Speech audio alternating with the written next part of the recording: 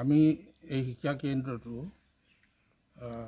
সম্ভৱ অসমত প্ৰথম শিক্ষা কেন্দ্ৰ হ'ব।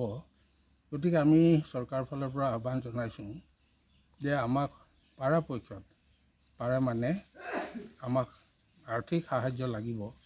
যদি অসম চৰকাৰে এইদৰে আৰ্থিক সাহায্য আগবঢ়াব পাৰে তেনেহ'লে আমি অনতিপলমে এই শিক্ষা কেন্দ্ৰটো আৰম্ভ কৰিব পাৰিম বুলি মোৰ কেইখন ভাষা শিকাব ইয়াত? আমি 10খন ভাষা ইয়াত শিকাব পাৰিম। কি ভাষা হ'ব? যেনেকৈ পালিৰ পৰা লৈ আমাৰ বুডিছৰ ভাষা হয়, পালিৰ পৰা লৈ সংস্কৃত, অসমীয়া, বাংলা, ফ্ৰেঞ্চ, জাপানীজ আৰু আমাৰ মাতৃভাষা চিংফো, এইদৰে 10টা ভাষা আমি শিকাব পাৰিম বুলি মোৰ আশা আছে। চৰকাৰক কি আহ্বান জনায় আপুনি? চৰকাৰক এইটোৱেই জনাব খুজিছোঁ যে আমিতো অকলশৰীয়া আৰু এই ৰাজ্যও ইমান দূৰলৈকে আমাক এই ক্ষেত্ৰত সাহায্য আগবঢ়াব নোৱাৰে।